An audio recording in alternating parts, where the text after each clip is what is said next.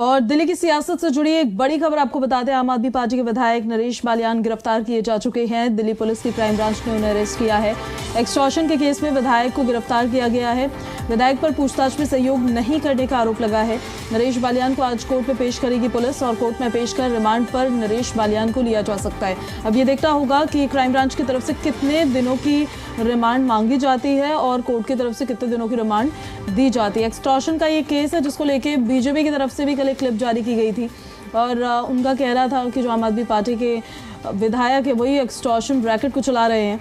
तो ऐसे में देखिए, नरेश बालियान जो अब गिरफ्तार किए जा चुके हैं, उनको क्राइम ब्रांच की टीम कब तक कोर्ट लेकर पहुंचती है ये भी देखना होगा।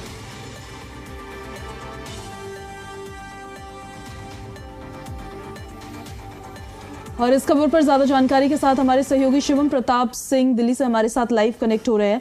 शिवम, नरेश बालियान अरेस्ट तो कर लिए गए हैं, लेकिन कब तक उनको कोर्ट लेकर जाया जाएगा क्राइम ब्रांच की टीम की तरफ से? देखिए, बिल्कुल नरेश बालियान की बीती रात गिरफ्तारी हो गई है। माना यह जा रहा है कि एमपी एमएलए कोर्ट में आज उनकी 11 बजे तक सुबह पेशी होगी, जिसमें क्राइम ब्रांच उनको लेकर पहुंचेगी और 5 से 7 दिन की रिमांड मांगेगी। दरअसल इसके पीछे तर्क ये दिया जा रहा है कि क्राइम ब्रांच ये जानना चाहते हैं कि एक्सटॉर्शन रैकेट में कौन कौन से लोग शामिल थे। आरोप नरेश बालियान पर यह भी है कि उन्होंने जांच के दौरान क्राइम ब्रांच का बिल्कुल सहयोग नहीं किया, कोई जानकारी नहीं की, जिसके चलते उनकी गिरफ्तारी हुई है।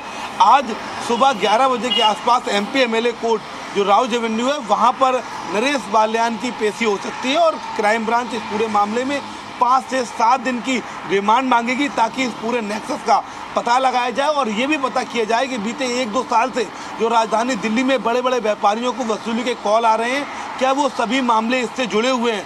और तमाम अन्य जांचों के लिए, चूंकि नरेश बालियान ने 1 साल पहले ये खुद भी कहा था कि उन्हें भी गैंगस्टर्स के कॉल आ रहे हैं, ऐसे में अब क्राइम ब्रांच ये जानना चाहती है कि ये पूरा एक रैकेट है या फिर रणनीति के तहत ऐसी खबरें फैलाई गई ताकि जो दिल्ली के व्यापारी हैं उनके अंदर खौफ आए और वो जो गैंगस्टर्स हैं उनको पैसा पहुंचाएं।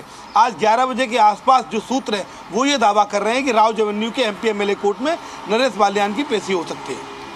नरेश बालियान की तरफ से इस पर कोई स्टेटमेंट दी गई है क्या अभी तक?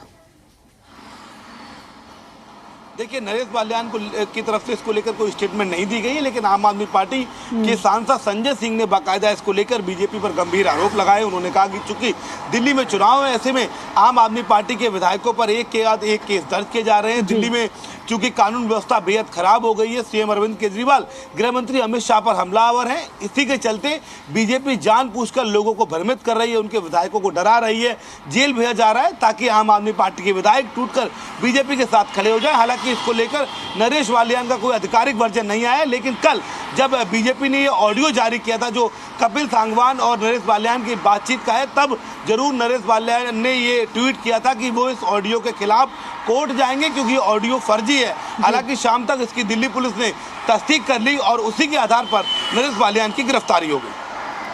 ठीक है, आम आदमी पार्टी की तरफ से शिवम जो कहा जा रहा है कि जानबूझकर उनके नेताओं को फंसाने की कोशिश की जा रही है क्योंकि इलेक्शंस आ रहे हैं।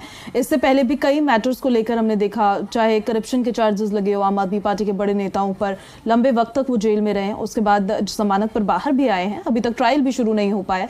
आम आदमी पार्टी के इन दावों में कितना दम नजर आता है?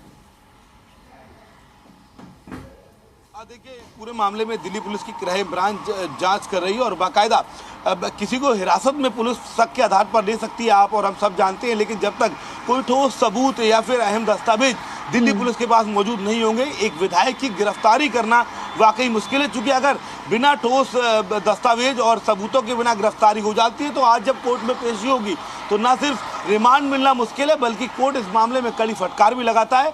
सूत्र ये दावा कर रहे हैं चूंकि ऑडियो की तस्दीक करने के बाद ही दिल्ली पुलिस ने ये कार्रवाई की है और इसको लेकर कहीं ना कहीं दिल्ली पुलिस पूरे तौर पर पुख्ता है। दूसरी बड़ी बात यह है कि चूंकि दिल्ली में फरवरी में चुनाव है, ऐसे में राजनीतिक दल एक दूसरे पर आरोप प्रत्यारोप लगाते हैं। जहां बीजेपी ने ऑलरेडी इस ऑडियो को जारी किया था, बाकायदा प्रेस कॉन्फ्रेंस की थी, उसके बाद आम आदमी पार्टी ने किया, लेकिन इस पूरे मामले में दिल्ली पुलिस के जो सूत्र हैं वो ये दावा कर रहे हैं कि नरेश बालियान का जो ऑडियो है उसको लेकर दिल्ली पुलिस के पास ठोस सबूत है कि ये उन्हीं की ऑडियो कॉल की रिकॉर्डिंग है और भी 3-4 गैंगस्टर से दिल्ली पुलिस ने इस मामले में पूछताछ की थी।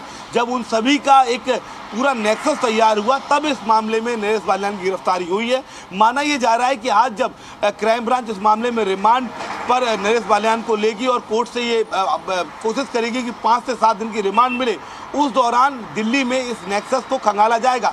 बड़ी बात यह है कि जो गैंगस्टर कपिल सांगवान इस समय यूके में है, वो भी नजफगढ़ का रहने वाला है और नरेश बालियान भी नजफगढ़ के रहने वाले हैं। ऐसे में दिल्ली पुलिस ये मानकर चल रही है कि जो रैकेट है, वसूली का रैकेट है, वो नजफगढ़ इलाके के जो लोकल लोग हैं उनका सपोर्ट मिल रहा है, उनका सहयोग मिल रहा है, जिसके चलते व्यापारी भी डरे रहते हैं।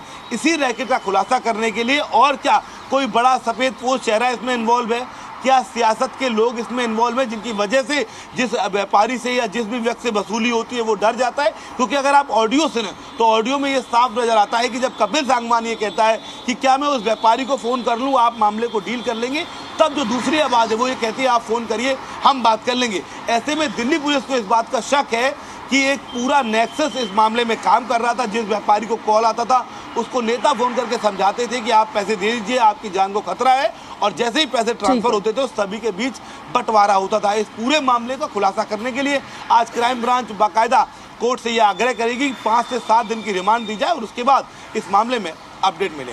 ठीक है, आप भी नजर बना के रखिएगा शिवम, इस पर अपडेट्स लेते रहेंगे हम आपसे। शुक्रिया आपका फिलहाल इन सारी जानकारियों के लिए।